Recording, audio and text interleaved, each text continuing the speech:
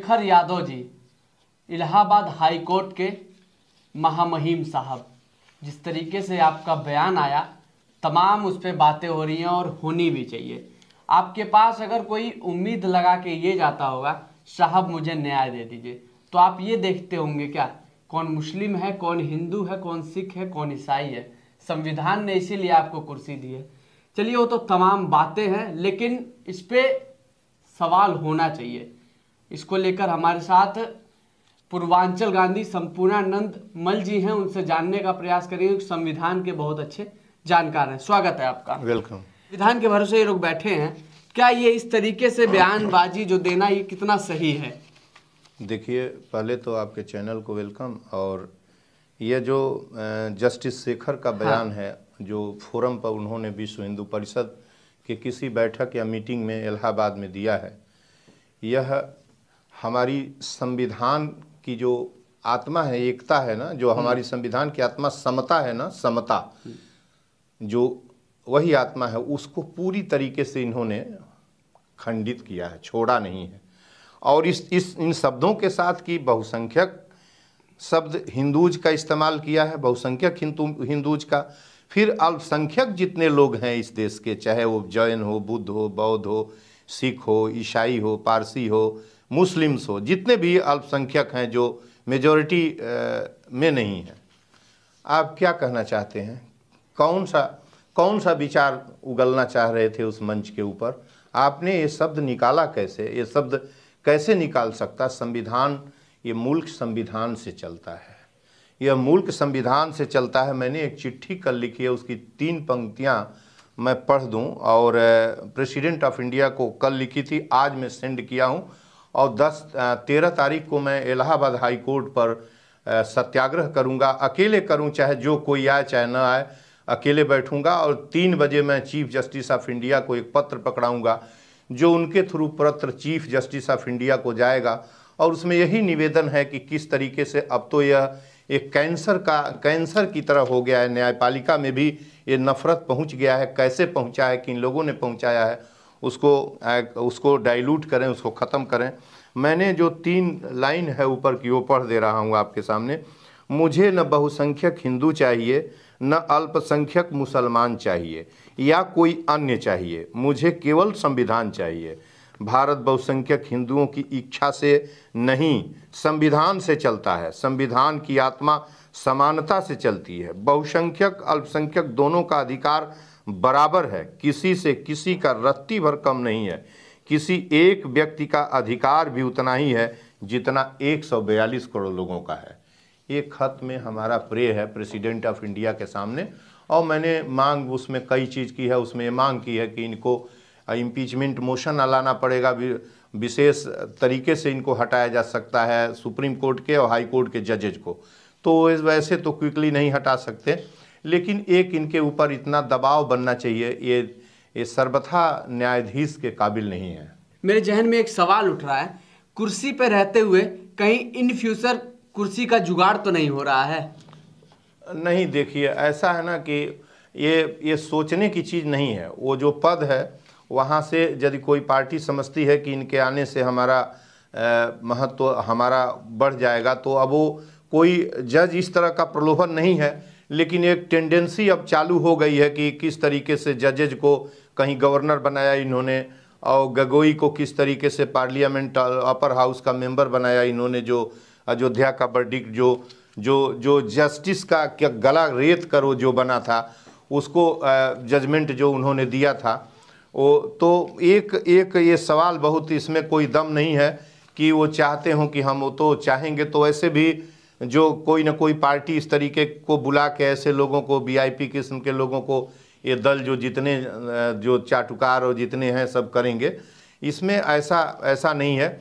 इन्होंने ज़रूर है कि सस्ती लोकप्रियता और आरएसएस और बजरंग दल और विश्व हिंदू परिषद और हिंदू महासभा, इन सबका जो लोकप्रियता लेने के लिए जो इनका बयान फिसल गया हो, चाहे जो भी निकला हो, ये बेहद गलत बयान है।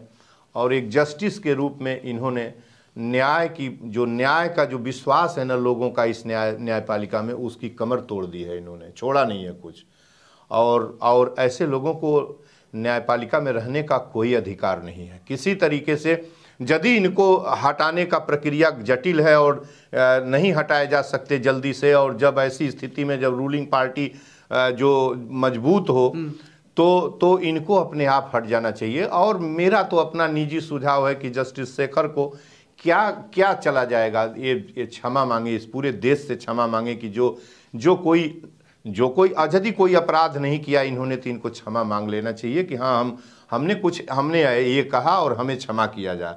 यही एक रेमेडी है इनके लिए, वरना इनके हटने के बाद भी जब तक ये जीवित रहेंगे ये मैसेज बहुत ख़राब इनके लिए, इनके पूरे व्यक्तित्व पर। मैं तो कम से कम जीवित रहूँगा तब तक ये सोचूंगा कि क्या कोई ऐसा भी व्यक्ति था जो इंसानियत पर इतना बड़ा अंतर करता हो कि बहुसंख्यक हिंदू राज करेगा या देश चलेगा बहुसंख्यक हिंदू से। ये क्या मतलब है बहुसंख्यक हिंदू, क्या मतलब? एक आदमी से देश चलेगा, कोई विचारपंथी हो, मानने वाला हो, तो बहुसंख्यक अल्पसंख्यक संविधान 142 करोड़ लोगों का सबका अलग अलग हित बराबर के रूप में देता है, तो एक बहुसंख्यक अल्पसंख्यक का क्या मतलब है, आप बताएं।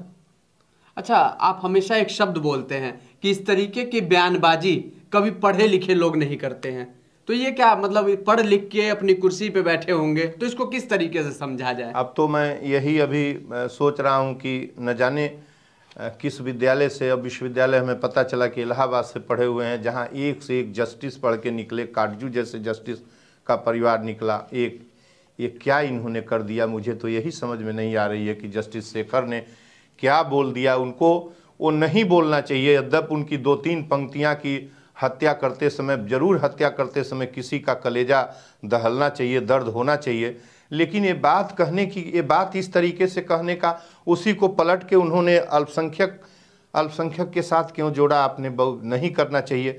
और आपने ऐसा कह दिया कि जैसे हत्यारे मुसलमान जो है हत्यारा, उसका लड़का ही पैदा हत्यारा हो रहा है उसके इन्वायरमेंट में, हत्या आप कर रहे हैं। आपकी बहुसंख्यक जमात ने, और जिस मंच पर आप गए थे उसी परिवार, उसी मंच के लोगों ने हिंदुस्तान को गोली से गन डाउन कर दिया। गांधी मारे गए थे, गांधी को गन डाउन किया, आप गोडसे ने गन डाउन किया, उसी आरएसएस और हिंदू महासभा का नुमाइंदा था, और वहीं से आप इस तरह का नफरती बयान दे रहे हैं। मैं पूरी तरीके से इनके बयान का विरोध करता हूं, और मैं जस्टिस मान लूँगा कि हाँ इनके अंदर न्याय की भावना है। यदि इस देश से क्षमा मांग लेते हैं जस्टिस शेखर, तो मैं समझ जाऊंगा कि हाँ इनके अंदर न्याय जीवित है किसी कोने में, अन्यथा इनको हटाया जाना चाहिए न्याय से।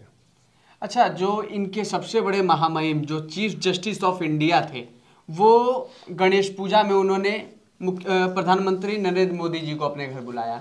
फिर उसके बाद वो भी एक जगह मंच पे जाके बयान देते हैं, जब राम मंदिर का मुझे फैसला लेना था तो मैंने आंख बंद करके बात पूछी थी। तो कहीं ऐसा तो नहीं कि उन्हीं के पद चिन्हों पे लोग चलने का काम कर रहे हैं, कल को फिर कोई और करे? देखिए, उस पर जब chief justice of India DY Chandrachud जो है, जो बहुत मेधावी और पढ़े लिखे स्कॉलर और अति मानवीय जस्टिस थे, मैं बराबर उनके लिए कभी भी जब तक रहूँगा उतना मानवीय व्यक्ति मैंने नहीं देखा। उनका बयान जरूर नुकसान पहुंचा सकता है। आप जो कह रहे हैं इसके लिए भी मैंने उनको सीधे खत लिखा और सबको लिखा कि ये ठीक नहीं है आपका बयान इस तरीके से।